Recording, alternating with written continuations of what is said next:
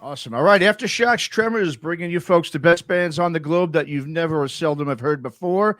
And the band we have featuring today is definitely one of those bands that fit in that category from Long Island's Restless Spirit. We've got guitarist, vocalist Paul Aloisio. Paul, what's going on? How you doing, man? Good. How are you? You're one of the only people I've ever met so far to pronounce my last name correctly first try. Well, good. My Italian buddies back there would be pretty upset with me if I didn't. So, yeah. Awesome, man. Well, yeah, let's talk about, man, the new single, the video for the track Cascade Demolition. First single off you guys' sophomore release, Blood of the Old Gods. It comes out December 10th on Life's Blood Records. And from hearing the track, it sounds like you guys are obviously picking up right where you left off from that ridiculously good debut full-length Lord of the New Depression that came out a few years ago. But you definitely have some, I'd say some sonic differences a little bit on this record that we'll get to in a minute. But I guess you start us off by giving us sort of a brief rundown on the first track, Cascade Demolition, and sort of everything that's just kind of going on right now in the Restless Spirit camp. Okay, cool. So I don't know. Everything on this album really came together super organically. Okay. Almost every single, well, actually, I think every single song was written over the course of one jam session. Oh, wow. End of story. Yeah. I would come in with a couple riffs, and John, my drummer, who had been away from the band for a little bit, came back, and I'd introduce some riffs. I'd have an idea in mind, but not one song on here took more than 2-3 hours to create. Wow. Which damn. Was insane to me, because for the past I don't even know how long I've written complete songs at home, and then like program the drum parts for reference for like a drummer to play along to. Got every single detail hashed out and then presented it to the rest of the band.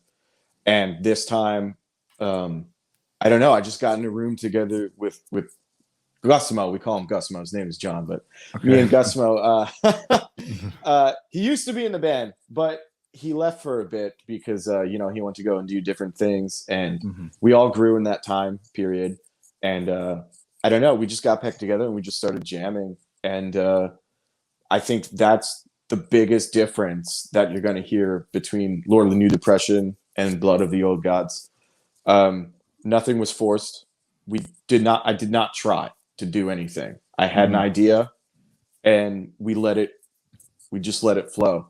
As ridiculous as that sounds, we think it really worked.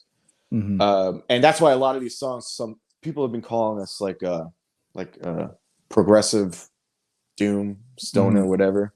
But what it really is us just being like, let's try this, and just feeling it out. And, going off the rails. Like, for example, Cascade Demolition, the second half is pretty much, it's really just mostly Gusmo losing his shit.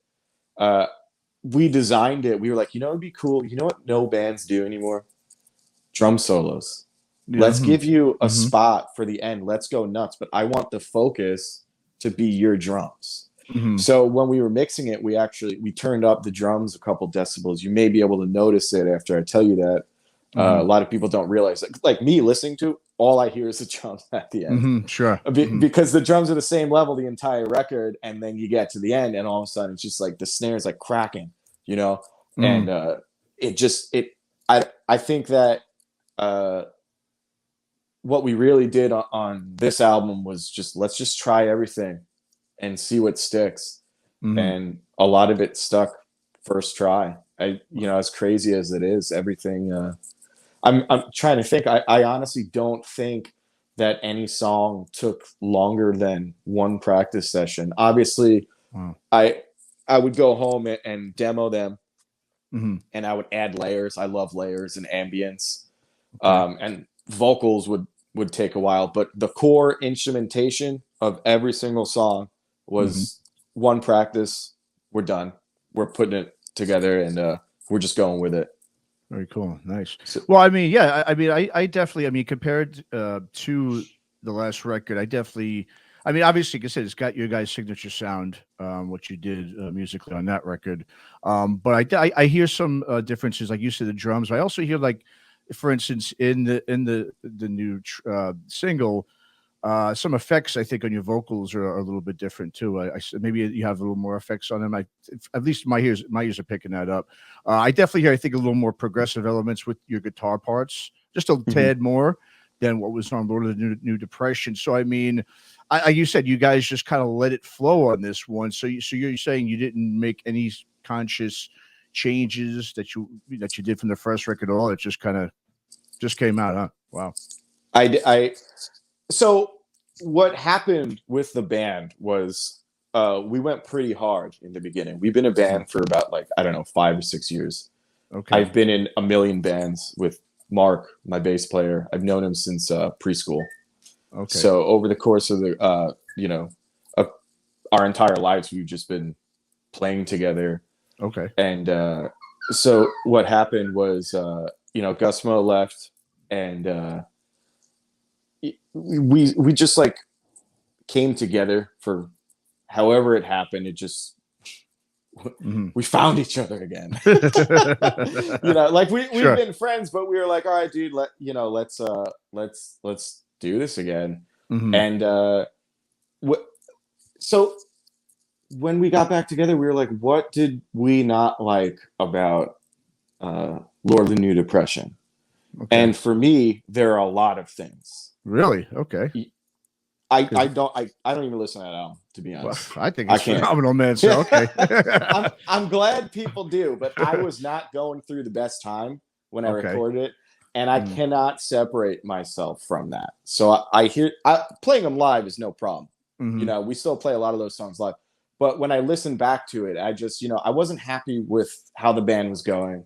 I wasn't happy with a lot of things in my life at the time. Okay. And to me, I hear that album and I just hear me and Mark trying to force things to stay afloat when it wasn't. And when we had some different guys in the band, which they're great dudes, but there's that connection of, the three, like, basically brothers just getting in a room and really, share. I mean, we used to live with each other for a long ass time. Like, Mark has lived with me more times I can count. Okay. Just move out and move back in. We all three of us moved down to North Carolina for a bit. So I mean, like, we had it's hard to break a bond like that and then bring other people into the fold because music is a very emotional thing. We're not like, it's not a business for us. We're just doing this because we love music. And a big part of that is really connecting on a fundamental level with the people you're in the band with. And, it just, as much as you like a person and you can be great friends with them, sometimes it just doesn't lock in the same way. When you're working with someone, sure. Yeah, it's different.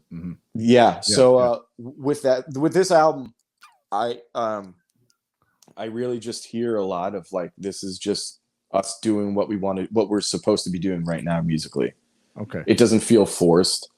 I don't know. There's also a lot of stuff like the whole mixing and mastering process of the last one. I feel like when you brought up, like, the differences in the vocals and stuff like that, I think a lot of what you're hearing is just is actually less processing than last time. Okay. Got it. Okay. So Lord was very processed. We used a click track on that album, which nothing against that, but we wanted it to feel, like it was just three dudes in a room playing. So on this album, no click track, no pitch correction, no real editing. Everything is, we laid down what we laid down, and it is what it is. And just layered the shit out of it. And so some of the vocals on it also, we do use a lot of delay, and I think, like, at times there's a little bit of a chorus just to give it like a little bit of an otherworldly feel, something like that, because we love doom and stoner and all that stuff, But at the end of the day, as much as I love that genre, I think that a lot of the bands that are super popular because they all sound the same. Mm-hmm. And there's nothing wrong with that. In this Mm-hmm. genre, people just want to hear stuff that sounds like Sabbath. They want to Yeah. hear fuzzy guitars. They want to hear vocals and dudes singing about like witches and the occult and shit like that. Mm-hmm. And I think that stuff is cool, but I don't want to do that, you know? I just want a reflection of us and our lives onto an album. So I think that's the difference, you know. Sure. Yeah. No, I mean, well, yeah, let's talk about the band sound. I mean, it's, you know, it's one of the rare times where I actually read your guys' press release, and the press release actually nailed it in terms of what you guys sound like. It very rarely happens. I mean, I definitely agree with the type of negative influences. Definitely here, especially vocally, the sword on the at least on Cascade Demolition. And of course, you know, Black Sabbath, it's obvious. But even throwing bands like your vocals kind of remind me of Tony Reed from Mosh Generator type of sound. And of course, with the progressive elements you have on there, it has some sort of High on Fires, sort of meets Mastodon, meets Baroness angles to it as well. But in the end, it all comes together. And like you said, it really creates a unique sound, which is Restless Spirit, which is very unique and refreshing from you know, the typical stoner doom sound, as you were mentioning. Now, with the songwriting approach, you know, in order, like you said, to create that unique sound within a genre, like you said, everyone likes to sound the same, especially with doom metal. I mean, doom metal typically doesn't leave a lot of room open. You know, the one thing that I think you guys do fantastically is you don't leave as much room open. You fill a lot of that space. And I think that's what keeps it really interesting, and from not sounding as mundane and sort of, you know, at times a lot of doom bands, as much as I love them, they could sound pretty boring and stale, just being very repetitive and, you know, just doing the same thing over and over. And I think that's something you guys have accomplished, is getting away from that, and like I said, not, you know, overdoing that and filling those spaces and not leaving open so much, you know, space for just, you know, noise just to sit there. So, I mean, is that something, I mean, I'm just going to kind of, I guess, piggyback off what you were talking about. Is that something that you consciously want to do? Like you said, you don't want to obviously leave all that room where you're just playing a note, you let the note ride, next note. Well, you guys obviously, like I said, your guitar, you're filling in with those progressive elements nicely. There's so many drum fills. I mean, everything just sounds so complete and just, you know, I mean, just tight as an overall unit. Is that something you guys consciously do when you're putting together the songs and your songwriting? I don't know if I'm conscious of it, but I do know that, like, when it comes to when we're like demoing stuff out, or so like what we usually do is we'll record the drums, and you know, Gus Mo's do his things, and he's a maniac. So I told him, I was like, if I can make one suggestion this time around, I want you to play like your legs are on fire and your head is exploding. Like, I just want you to go nuts. Like, let's not restrain anything. Let's just, like, every idea you could think of, we will find a way to make it work. So I guess in that regard, it was a little conscious, but I'll lay down a normal bass guitar, and I'll start doing the demo, and I'm like, well, I could put this little layer here. I could add another guitar track here. I could have this ambience over here. And I think that comes from a lot of, like, obviously listening to Typo Negative and stuff like that. But and even as far back as like Tool, bands like that. I love when you listen to a band and you know, years later you're still like, oh, I didn't even notice that little thing right over there. That's so, like, insignificant, but to me, I'm like, did you hear that little guitar with just a little bit more chorus, you know? So for example, I don't even know if anyone notices this, but the first verse of Cascade is just, you know, very just the normal guitar and bass, no real layers after that. And then the second one starts, when it starts in, there are, I think, 2 or 3 guitars doing an ambient lead, I believe, in the left ear. Okay. And during the second half of the second verse, I have a chorused out guitar doing octaves that bounces from the left to the right to the left to the right back again. Very cool. Wow. Okay. So we have about like, I don't know, maybe like 8 tracks of guitars. And most people won't notice them, but I listen back and I'm like, I like that, man. Yeah. You know? And Sure. like, I don't know, maybe a kid will just be like listening on his headphones and be like, what was that noise? How'd they do that? That, you know, just like interesting stuff. Sure. Well, stuff that's interesting to me. I think like a lot of people, they probably won't care. And I'm totally fine with that, because at the end of the day, like, I'm really just doing, I guess it's selfish, but I'm just doing this for me. You know, well, I you want have to do to, shit right? that I want to. Yeah, you know, Mm-hmm. like I want to hear stuff that I want to hear. That's why we're in a band. We want to make music that we've never heard before. And you know, I feel like if you're not your band's biggest fan, like why are you fucking doing it? Why are you doing it? I agree. Go do something else, man. Sure. You know? No, totally, man. You know, and just, you know, talking about your guitar, what I really appreciate and really like about your style is I think you do it as good as anybody when it comes to adding, like I was talking about before, the progressive parts to the songs without overdoing it. There's no excessive noodling going on. It all fits really nice and snug in with the rest of the sounds and influences. And because a lot of, you know, bands and musicians who do like to add progressive elements to their sound, in my opinion, a lot of times they just get carried away. And I think they just go sometimes too far with the noodling, where the song then just kind of takes on it just goes into a complete different direction, and then there's no structure to it. You don't know where it's going. Whereas I think you just, you know, you have it just enough in there where you recognize it, you enjoy it, and then it goes on to something else, where I think that's, like I said, I think it blends in perfectly with everything else that's going on within the music. So, I mean, talk about, I mean, how you're really able to do that, to stray away from kind of going too far. I'm sure there's times you want to get in there and kind of go nuts, but I mean, do you have to sort of like listen to it and take a step back and say, okay, maybe this is enough right here. I won't kind of put more into it. I'll wait and maybe, you know, wait for the next lead to come up and then I'll do it. I mean, how does it work with your guitar parts, your solo parts and so forth? There's not much of me scaling things back.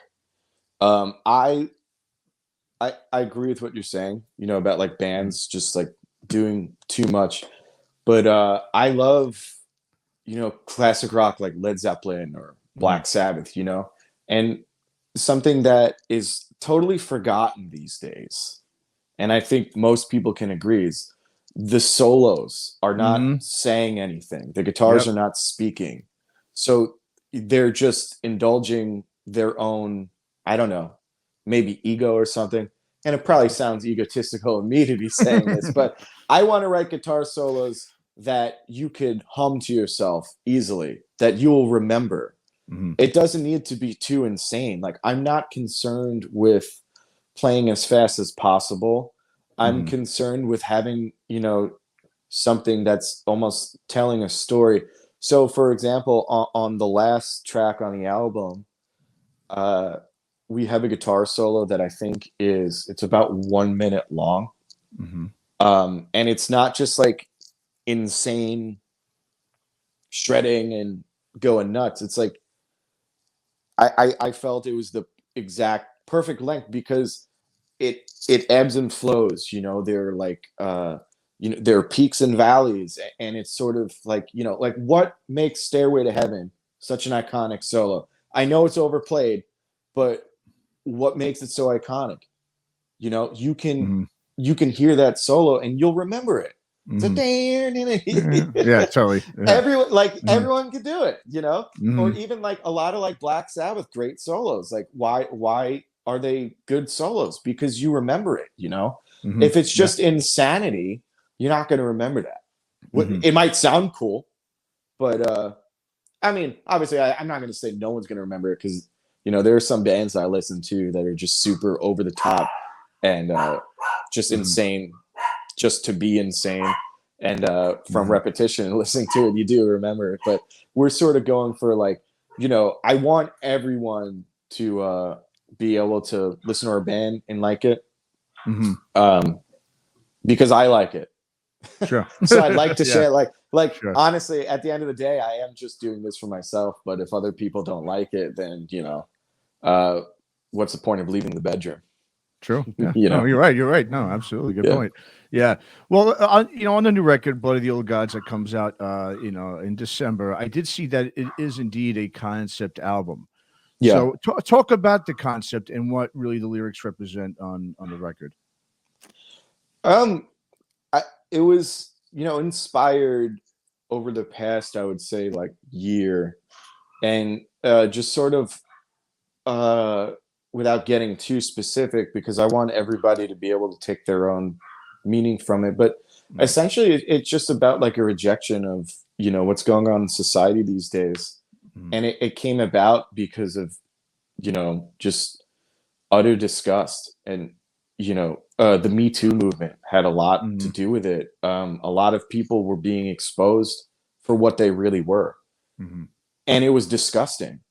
There were so many people that you looked up to, I'm sure, that got called out for doing these horrible things. And I have no problem with it because, for the most part, if you're doing evil shit like that, man, just like get out of here, And so there were some people that I was close to in my life that I found out that they were just what I consider to be evil. And there were people that I looked up to and respected, and you just, sometimes you have no idea. You could be blinded by your respect and admiration of them, and then they have this secret life. And I think that, there's a bigger thing going on in society, and I just see, sort of, there's so much excess and just ridiculous, like, I don't know. It just seems like I know. I don't know if this makes sense, but intellectual violence. It's just insanity. So I wanted to write an album about how hard it is to be exposed to that, and the emotions that you go through when you realize that people are not the way that you thought. And about how angry you can be and how hurt you can be. Because I think that's something that's also missing from a lot of these conversations. I think that a lot of people are, this environment that we live in is very hurtful. Sure, and there are good ways and bad ways to deal with it. And I find in my life growing up, I found mostly bad ways. And I was a very angry person. And I wanted to express that anger is fine, but I also feel it's very important to acknowledge that you're angry because you're hurt. So there are two sides to it. We're not like the dudes from Pantera, like 5 minutes alone. I just want to kick your ass. I'm more concerned with like, yeah, I'm angry. I want to fucking hurt someone, but it's only because I feel so hurt, And I think that it's super important to think about those things, and I wanted to tell a story about the journey that at least I went through. Sorry about the dogs. No, it's all good. I don't know if they're popping up in here. It's all good. Yeah. No, I mean, and you're right, man. I think we're finding out there's a lot more pieces of shit out there than we thought in terms of people, and and I think that is a good concept to sing about, because like you said, especially like you said, coming from a place where your anger is not coming from a place of just pure anger because you want to release whatever it is. It's become, like you said, because of being hurt, and and like you said, expressing that through the music, I think it's a great way to, because there's good and evil, I think, in everything, right? I mean, you can't have good without evil. But of course, we're seeing evil sort of, I think, reign supreme these days, and more so than we ever have. So it's I think it's a good concept to talk about, obviously, sing about within your music, and it's something. Yeah, I agree that needs to be probably talked about more and put out more of a pedestal than it has been. Especially in music. Yeah. I think anger, it's fine. It's a normal human emotion, but there are consequences of anger, emotional consequences within yourself. If it's not dealt with properly, if it's just unrestrained. And I feel like for a lot of my life, a big issue I had was with anger, which I think a lot of people have this problem. They don't know what to do with it. Where do you put it? And why is it there to begin with? Why are you getting so angry about things? So as I said, you know, bands that sing about like the occult and whatever, wizards, that stuff's all well and good. But, you know, I've tried. I was like, let me just like write some like funny, silly stuff, and I can't do it. I use a lot of allegory. Obviously, like, you know, I'm not just singing about like, oh, dude, I'm sad. Like, I think there's an interesting way to write about it, and you could do it in a clever way. But at the end of the day, I want what we write to get something across, and that made it really easy to write the lyrics on this album by tapping into this place and really allowing myself to feel these emotions and deciding what I want to say. Sure. And you know, I feel like that's the easiest way to create things. You know, I feel like you could hear when a band is just forcing out lyrics. I 100% believe that. I believe it too. Yeah, absolutely. Like, yeah. Well, and especially I think within this genre, like you said, you don't really see, you know, not, I mean, it's not like you guys are in one genre, but within the, say, the stoner doom arena, you don't, like you said, you're mostly hearing about, you know, occult stuff or you know, a lot of, you know, psychedelic stuff or space, you know, themed, or, you know, like you said, metaphysical stuff, but you don't usually hear too much about, you know, real life emotional, you know, input to a lot of these lyrics, at least recently. I think at one point we did, probably back in the 90s. I mean, a lot of bands, they definitely would sing more about, you know, the daily struggles of life and emotions and so forth. But yeah, you don't really hear it as much anymore for whatever reason. That's why I think it's another refreshing thing about the band is you do also, not just musically, but you also have a different lyrical approach than most of those other bands as well. And on that subject, it's not like I don't understand it, because like the other side of the coin is like, man, like the world sucks so bad. Like you might want to just go to a show and just turn your fucking brain off and just listen, hear songs about like goblins and stuff instead of like some dude like getting drunk and whining about his life, you know, which is what we do. So nothing wrong with that, though. Either, yeah, you know? you know, it is what it is. You know, I never want, I don't want to come across like I'm hating on the other side of the coin, because I understand it. There are a lot of bands I listen to that do that. I think it's awesome. But for me personally, I can't do it. I tried, doesn't work. I have no interest in doing it again. Sure. Yeah. No, I totally hear. So, the next question I got, I mean, let's just talk. I know you guys have, you know, the band has a history. I mean, it's not like you guys are a brand new band. This is, as we were saying, your second full length. You've got a bunch of EPs out there as well. You've gone through some name changes, I know, over the years as well. So just talk about a little bit about how you've gone from, you know, Witch Tripper now all the way up to Restless Spirit. I mean, it's been obviously within that time frame, the last 6 years or so. There's been a lot of, you know, a lot of activity going on in the band. I know you said, you know, your drummer had left, he came back. So just talk a little bit about how you got to where you are today from when you guys first started out. So, I guess an abridged history would be when Mark and I were, I don't know, 14, we came up with a band name called Death Metal Pope, because I drew a picture of, I don't know how this made it a Death Metal Pope, but it was a Pope running someone over with a steamroller. And I wrote Death Metal Pope, and I was like, this name is hilarious, but it also kind of sounds cool. So we had a joke band. And when we were about like 16 or 17, we couldn't come up with a good name for our serious band. So we were like, let's just use Death Metal Pope. So we used that name. And then, you know, 17 to 19 years old, we had that band. And then we stopped because, you know, we were kids and we went to do other things. Mark had a somewhat of a solo project called Witch Tripper. He made an EP for it, and he wanted my help on some of the tracks, recording guitar. So we did that. But a lot of those songs were super like it was like a death doom, very straightforward. I was like, Witch Tripper's cool. We did like one show, but I was like, let's just like, we could use some of these songs, but let's start a new band, like doing the stuff we actually really want to hear. So we got together with Gusmo, who I'd known for years, just, you know, being friends and in the scene.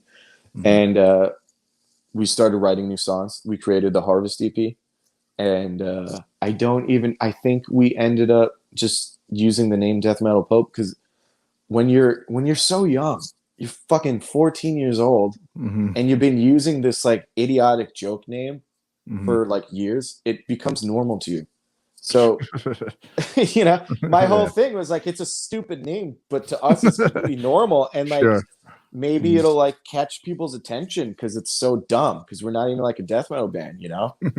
And then, so that was sort of like us just being like, yeah, we don't need to take names seriously. They don't mean anything. And we were wrong. We were 100% wrong because we thought people would know it was just like a joke, but like people checking out like, this band isn't death metal. What the fuck is wrong with them? So we're like, all right, let's just like shorten our name to like an acronym. No one will know what it means. So we did DMP, and then people started thinking we were a gang or something. And so we're like, all right, you know what? I'm done with this. I was hard-headed. I feel that statement I was trying to make is not correct. People care about the name. So Restless Spirit just came out because I think it has a bunch of meanings. You know, it could be, you know, you're just like anxious and needing to, you know, explore, which could be expressed musically in the fact that we don't really have many limits, or it could, you know, be like an angry ghost and something that is sort of unsettled inside of you. And there are a bunch of different ways you could interpret it, but I got it from Skyrim because there was a quest called Restless Spirits, and it was just about like taking care of some like angry ghosts. And once again, I'm really bad at coming up with band names, obviously, because I named the band Death Metal Pope. It's not easy. It's not easy, man. It's not. You know? And I was like, yo, that's a cool name. Like, how about we try Restless Spirit? So we did, and let me tell you, it felt really weird for a long time. Yeah. Because we had been going by Death Metal Pope DMP, like I said, since we were kids. So actually, I almost like just got used to the name.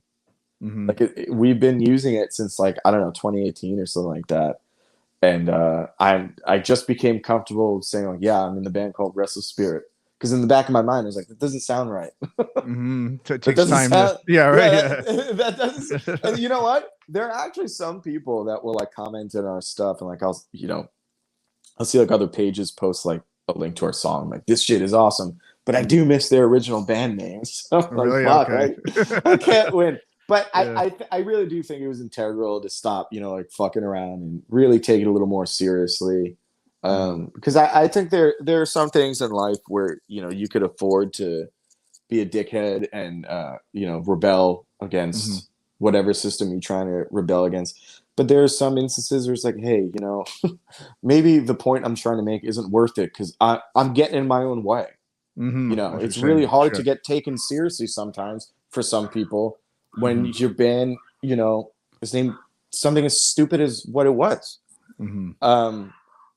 And the reason I say stupid is because it was intentionally stupid. So I have no problem saying that.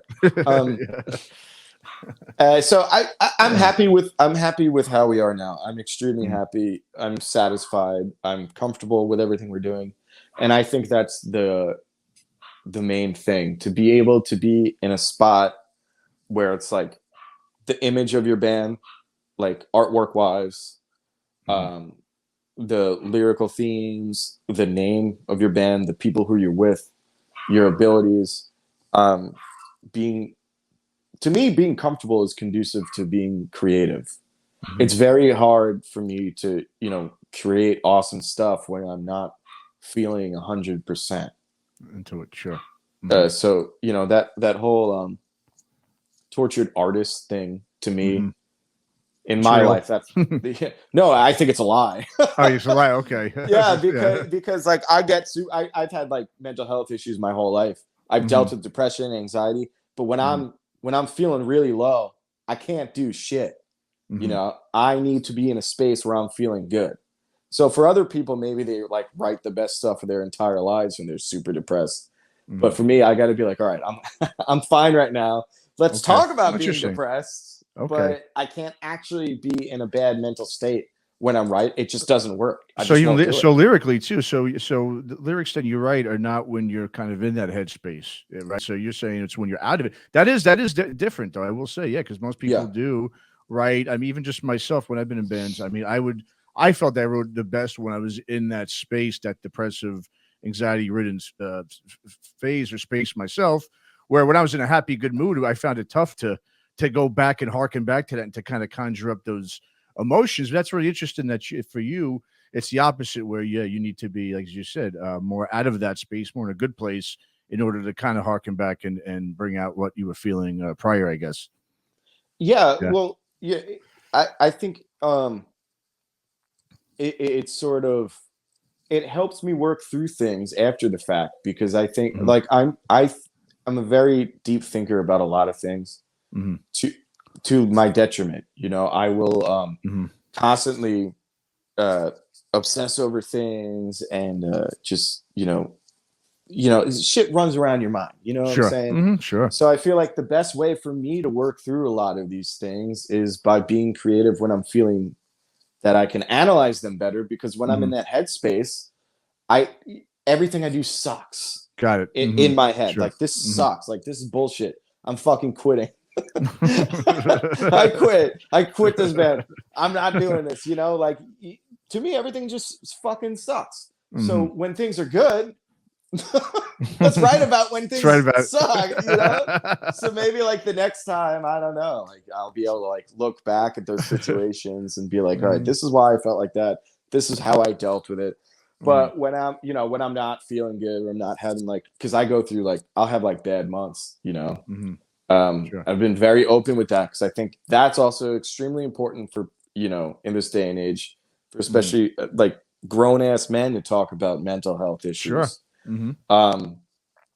So I it's a good way for me to work through it, and I would, you know, encourage anybody who's going through that stuff. Like, I really think there's this like almost romanticism of depression and being like, you know, the tortured artist, and I can't get behind that. I think it's actually self-fulfilling, and I think it's kind of damaging. So it does. It can leave you in that place, and like you said, and if you're feeling, some people really feel comfortable in that spot after just maybe being so used to being in a depressive, state, as you mentioned, and it's hard if you're creating well in that state. It kind of makes them, like you said, the whole tortured artist state. It makes them want to continue to be in that state if good art's emanating out of it. So that's a good point. Yeah, absolutely. It's almost like you're rewarding a dog for bad behavior. Maybe, yeah, exactly, right. Yeah. It's not Pavlov's dogs. Exactly. Yeah.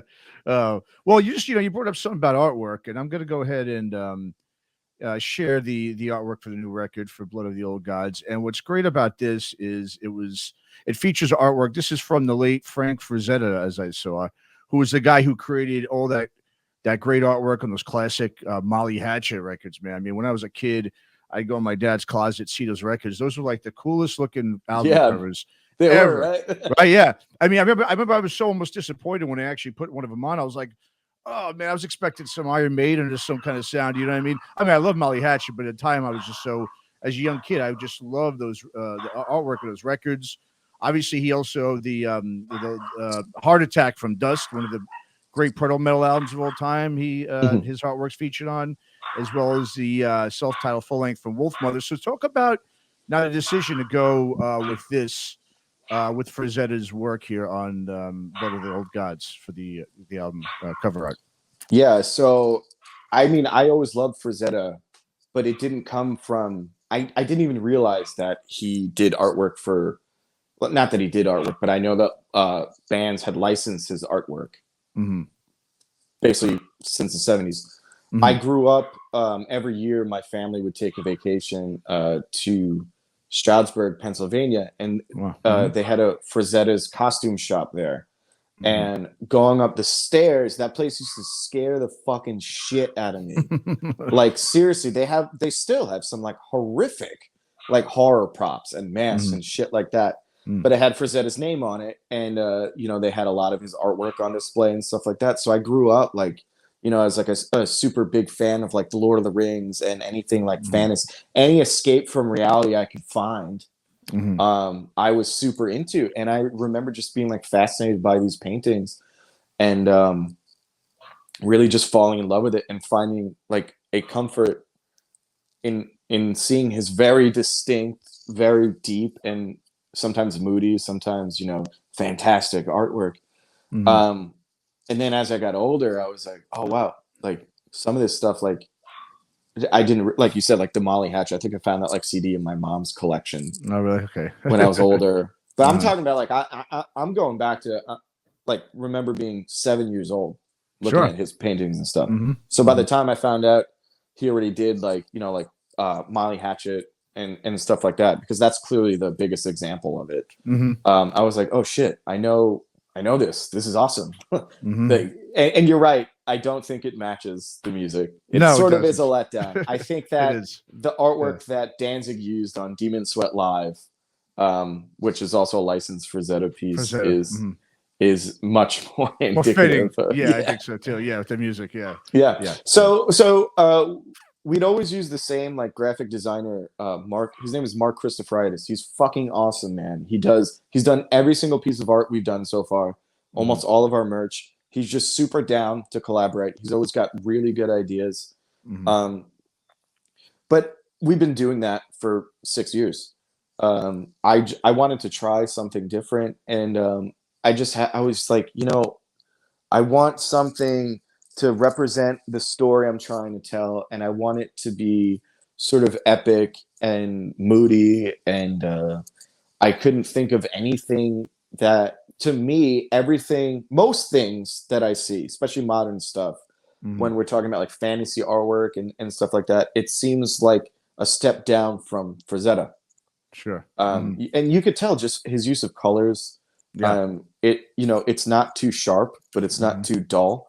And everything to me, it just feels like larger than life, everything he did. So I just reached out to them. I was like, hey, like, can we use this? And we worked out a deal where we could license it for the albums. That was a super big accomplishment on my part. It felt like everything was just coming together. Like when I told you that everything felt organically, I wasn't talking about even just the songs. The fact that Gusmo joined the band again right when he did. The fact that, you know, my first thought was to get Frazetta in, and it worked out, which I did not think it was going to.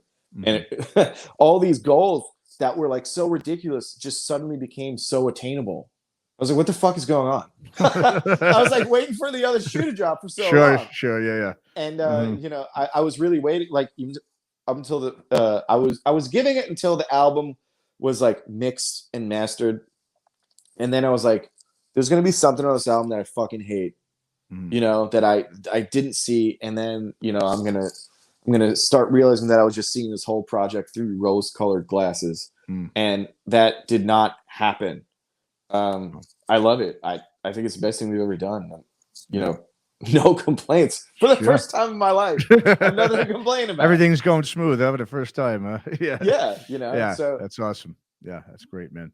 Well, cool feeling. Yeah, no, it's got to be, absolutely. Well, let's talk about Lifeblood Records. I mean, that's your obviously it's your guys' label. You're completely, you know, DIY independent band, which, I mean, a lot of bands are obviously having to do these days instead of going the traditional label route, of course, since we don't have as many labels as we once did. But, you know, when I hear this record and I hear the Lord of the New Depression, I mean, I just have a hard time believing that one of these labels within this genre, whether it's Ripple or Southern Lord or Heavy Psych Sounds, Rise Above, whoever, it's hard to believe that not one of these labels didn't grab on to the last record. And I mean, I definitely encourage, as I said, our listeners and viewers out there to go check out your guys' previous work.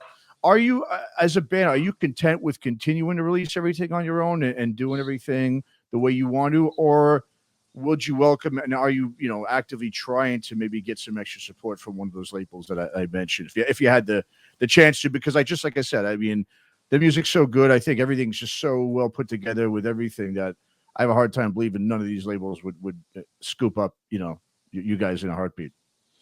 Sure. I don't know. We've been doing it our way for so long, and I am my own boss, and we thought the biggest hurdle was going to be vinyl and getting vinyl pressed. Sure, with now this backlog, yeah. But then we figured it out, and we got vinyl coming on our own through our own imprint, and way sooner than we thought was possible. So it was just another thing that we thought was not going to be able to be accomplished, and then we fucking did it. You know, awesome. And I think, like, I don't know, in this day and age, it's like no one's gonna work harder for you than your own band. Sure. And yourself. Yeah. So it's like, sure, I would go with a label if they really heard what I heard in my own stuff. But I'm not seeking it out. Just because it's been working fine enough on our own. Like, would it be easier with a label? Yeah. I think. I don't know. I mean, I've been in bands on labels before, and it was cool, but I mean, I don't know. I like the whole, like, let's get off our asses and just do it, man. You know, let's get a bunch of friends together. Let's fund this fucking album ourselves. And let's just, like, do it. You know, it's like very, like, DIY in every single sense. I don't really, like, I could be wrong, but I also thought that, you know, a huge hurdle on getting, like, being an unsigned DIY band, even though we're signed by our own label, I guess, I don't fucking know, was going to be, you know, getting on, like, bigger support tours that we want to be doing. And I'll be able to talk about it next week, but I can't talk about it yet. Which is, we thought, okay, well, in my head, I was like, all right, so now we got vinyl through our own label. That's awesome. Next hurdle. How the fuck are we going to get on a decent support tour with our own DIY label? That's never going to happen. And then that happened too. Wow. So, you know, I'm just sort of, at this point, it's like, I don't see why we need to. Sure. Maybe distribution, if that was still really a thing, but, you know, who really goes to, like, FYE or something like that? Yeah. So to buy fucking records, you know? No, nobody I know. Exactly. Yeah. Yeah. So rare. Like, I'm sure I could find some people who are going to stock our records. I just have, you know, if we keep just working our asses off and, you know, people respond to what we're doing. I think we've gotten this far because we believe in it and we just go for it. You know, there are a lot of bands that just sit around waiting for things to happen, and they're not satisfied with how things are going. But when you let that responsibility fall on someone else, you're always going to be disappointed. I really think that. You know? That's a great point. Yeah. The only person that I really feel like, if things aren't going our way, the only person I have to really be disappointed in or annoyed with is myself. Yourself, yeah. And I'm fine with that responsibility. I would much rather that than you know, relying on anybody. And I'm not saying we don't have help. We have a bunch of help. We have a bunch of friends, a bunch of people in bands, people in the industry that really have our backs and stuff. So we're not really going it alone, but we are fully representing ourselves through our own label and stuff like that. And to me, I don't know, it's sort of like liberating to actually, like, do this on our own and be like, fuck, like, this shit actually worked. Yeah. Well, like you said, you'd have to rely on anybody else. I mean, that's obviously, I mean, I'm sure if most people had the you know, the knowledge to do so, or just I should say, not just the knowledge, but the will to do so, it would make sense. Like you said, unless some amazing offer came in that would just blow what you guys are doing out of the water, but on your own, then obviously, if you can do it yourself, it makes obvious sense to just continue to do so. And as long as things are, like they say, right? If it's not broken, don't fix it. And you know, if we can continue to have substantial and you know, organic growth from people that really support us and like what we're doing this way, and a label can't offer us anything more than what we have right now, the answer for me will be no. But I'm also not too hard-headed to understand that there are people with access to things that I don't have access to. like connections, and they could just make shit happen. So if someone came around tomorrow, like a label that was like, hey, I see what you're doing, I hear what you guys are doing, and you're doing great on your own, but we could just do it like 1 tier better, 2 tiers better, I'd be like, all right, cool, let's talk, let's really see if this is a good fit, because it has to be a really good personal relationship. I'm not into the whole corporate side of things. Sure. I don't fucking care. I really don't. I know I talked about before about being hard-headed and like proving a point and knowing when to, just back off. But the whole corporate shit is just not what I want. I don't want that. That takes the fun out of it. But if a label approached me and was like, hey, this is what we could offer, and it's really no better than what we have going on right now, I would say no. Sure. Like there to me, there's no reason. I like what we're doing. It's a lot of work. It's really hard. There's a lot of moving parts. This is like the most laser focused I've ever been. I've been working my ass off for this release, and so have the other guys in the band, and so has everybody else involved with it. Evan, who mixed it, amazing job. One of the greatest people I've ever met. Worked his ass off to make it sound as good as he could. And I really like that it feels like a grassroots type thing. We have my other friend Mike helping out with the label, who's no real experience whatsoever. He just loves music and he loves our band. So it's like this. It's like a family thing, Yeah, Like, that's all you need sometimes. Yeah, you just need that. Yeah. And if it's good and if people like it and they want to hear it, they'll buy it. And if people want to see us, they'll come see us. I don't feel a need to really force it right now, because it doesn't make sense to me. Sure. But I could be wrong. I've been wrong before. I have no problem admitting when I'm wrong. Yeah. I don't think I am. I don't think so either, man. I mean, I think it's I think whatever you guys are doing, you just got to keep doing what you're doing, because everything is, musically and just, sonically, everything is just kind of, I think is coming together very nicely for you and the band. And yeah, no, like I said, don't fix it if it's not broken. So, and it's definitely not. So, I mean, now what's the plan, for the band next? I mean, I know you alluded to before that you got something in the works in terms of support about touring. How do you plan on promoting the record? I mean, yeah, obviously live shows now, it's sort of going backwards in terms of coming back in full force. So what can you actually do, I guess, right now to promote live music, when live music is not, in full effect right now? What are you guys planning on doing in terms of pushing the record? We've been working with PR that, once again, we reached out to on our own, funded it out of our pockets, got in touch with someone that we feel has the same ideas and goals as we do. That's obviously, as much as it sucks, PR is super important for your band, and you really need someone in the know who's going to help you out and get it heard, because it could be as amazing as you think it is, but if no one hears it, it's not going to go anywhere. Beyond that, honestly, Bandcamp is great. It's so good for new releases, especially in our whole genre. And the reach we get from that is phenomenal. A lot of our fans they found us on Bandcamp from recommendations, from tags, and whatever. I don't know. I don't really use Bandcamp except to put my own music up, but supposedly it's really good for finding music. Sure. So we're just going to try and promote it, and I think that we put together something good enough that I think it stands on its own. I don't think I really. I think we got a leg up also with the album cover.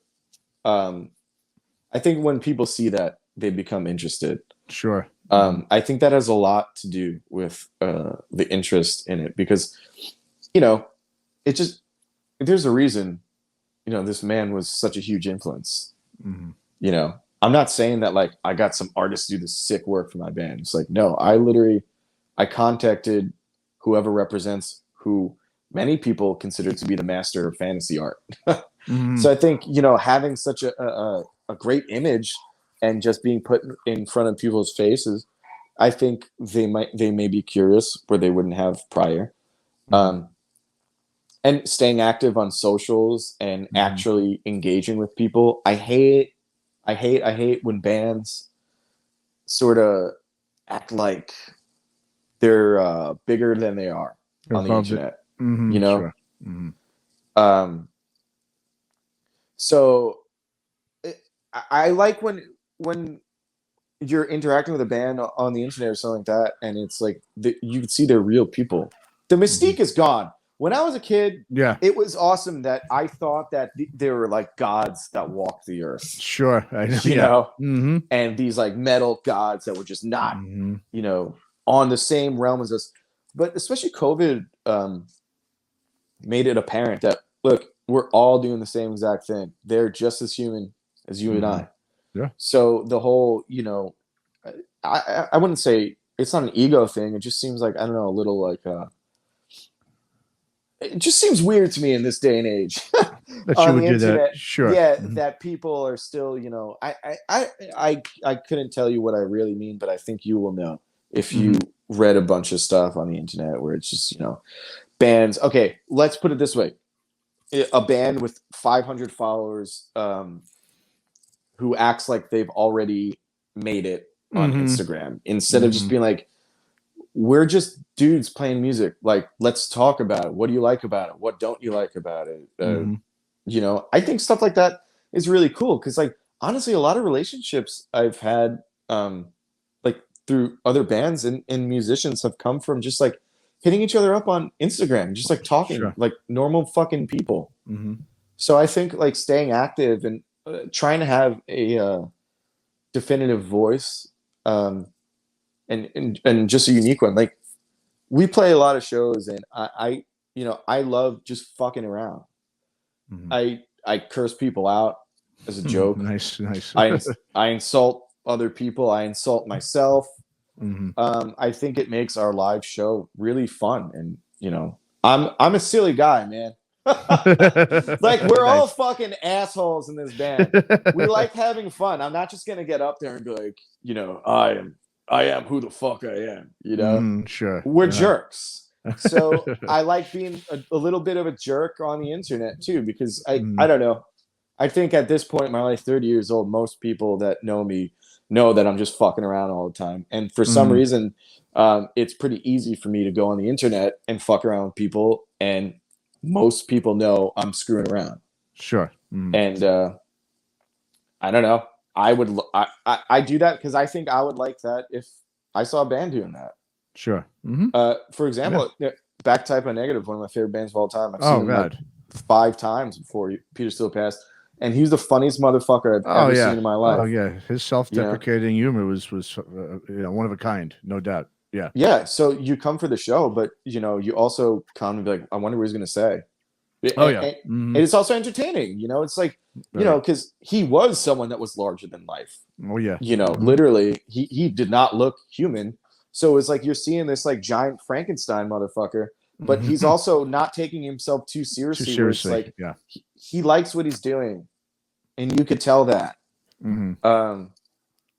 So I think that's really important to get your brand across.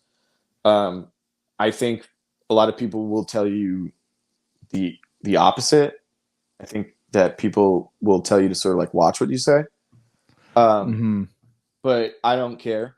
That's good. Well, good. I'm glad you don't, like, man. Yeah, that's good. What I'm doing is working. Like I think people know from my interactions that I've been told they can tell that I'm pretty genuine, and I express myself very clearly. So I think that will do leaps and bounds for your brand when you're just being real. Well, and I think it also, you know, it's leaps and bounds just for music in general, because you're right. I mean, there is this sort of thing where people are scared to, you know, joke around in a certain way because they're afraid they're going to hurt someone's feelings. And so they just sort of, because of the internet, and you've got the whole cancel culture, people will come out. But it's going to take for people just to go up there and say, you know, I don't like you said, you do. I don't give a shit. This is who I am. You know, like it or not, then don't come see me. Don't listen to my music, but I'm just going to be who I am. I'm going to, you know, bring more to the show than just me playing music. It's going to be more of a show. And that's the thing that's missing too, is a lot of showmanship. A lot of things are missing from the quote unquote show now, where it's, you know, at one point in time, yeah, I mean, like you said, just using Typo Negative and Peter Steele as an example, it was more, like you said, people would go also to see what he would say, not just to hear the music. And I think that's something that's definitely missing, because I think a lot of people are just taking the easy route out and just saying, you know what, I'm going to not say certain things anymore because I just don't want to offend anybody, or I don't want to, you know, people to come after me on social media or whatever. So that's great to hear that. I mean, that's real refreshing to hear about. I definitely stay away from being offensive or you know, doing anything like that. It's more so like, I don't know. I like to joke around it and make it. Sometimes you just gotta bust balls, you know, like you do. Yeah. I don't want to like actually like use any specific examples, because this person and this band clearly got upset at me, but we played with a band a while back, and it was a joke band. Okay. And that stuff, I don't know. If you're in a joke band, you have to fully commit to it. Sure. I agree. And you could tell they're like embarrassed and sort of like wasting everyone's time. Because it really wasn't that good, and they didn't fully commit to it. And I thought it was like, okay, whatever. And I was like, all right, well, I thought it was kind of annoying that a band would get up there and sort of look like idiots, but not really be in on their own joke, you know, like almost be, look, this is how I describe it. They were too cool for their own joke, you know? Got it. Okay. So I was like, all right, we'll just have some fun. And I got up there, and the dude had like some silly makeup on. I was like, you know what? Respect and shout out for whoever the maniac in that first band was, because most people don't even have to try to look like idiots. And he just and no one laughed. I just got like grilled. Like I just said the worst thing in the world. But it's like, dude, you're in a joke band. Yeah, what's wrong with that? Like, what's wrong with that? Just what I just said. You got to laugh at yourself. Absolutely. Yeah. And I wasn't even like that's insulting them. Sure, but they can't laugh at themselves anymore. That's what people do in general. There's just like you said, that whole sense of humor, and everyone's just so sensitive. But yeah, especially if you're in a joke band, that's if you're in a joke band, you're not comical. Laughing at yourself. I don't know. It's like, what the fuck is your deal? And don't be in a joke band. Bottom line, you know, yeah. You know what? Like, what I'm trying to say is also, I didn't hate the band. What I like, it felt to me like they were sort of wasting time, because like it was kind of cool, you know. They just weren't committing to it fully, and it was like, okay, they were just a little too serious for the joke. And I was like, all right, let's just like poke fun at that. And no one thought it was funny. I thought it was funny. You know, so that's what I'm talking about. You know, like shit like that. Like I like going and saying, or you know, on the internet I'll say stuff like that. But there's definitely a line where it's like, you know, you don't actually have to be a fucking dick to make jokes. I'm not trying to really hurt anyone's feelings. If I do, I will feel bad if I hurt someone's feelings. I possibly could have hurt this band's feelings, but just tell me afterwards, and I'll apologize. Maybe, maybe, right? That's awesome. Awesome, man. Well, the band is Restless Spirit. The single Cascade Demolition. The release is Blood of the Old Gods. It's out December 10th on Lifeblood Records. And Paul, just go ahead and tell the listeners and viewers where they can keep up with all the happenings of the band and check out the music, etc., all the good stuff. Well, we have another single coming out November 2nd. That's going to be through Heavy Blog is Heavy. Okay. It's going to be the title track, Blood of the Old Gods. Okay. You could find us on Spotify, Bandcamp, Facebook, Instagram. And then actually we've been using TikTok a lot because it's fun. All right. Nice. And I thought it was stupid, but it's been really fun. So you could find us there. And we will be announcing a pretty cool tour November 1st. So keep your eyes peeled. We're very excited for that. And you'll be able to find that on like any of those socials, because we'll be posting it, because that's what you have to do in this world. Yep. In this day and age. You sure do. If you don't, you're not going to get very far. It's a big piece of pushing your music, no doubt. Once again, the album is called Blood of the Old Gods, comes out December 10th from Restless Spirit. And Paul, man, thanks so much for coming on and talking to me, and good luck with everything, and hopefully we can see you on the road sooner than later. Yeah, thanks, man. It's nice meeting you. Yeah, nice to meet you too. Nice talking to you.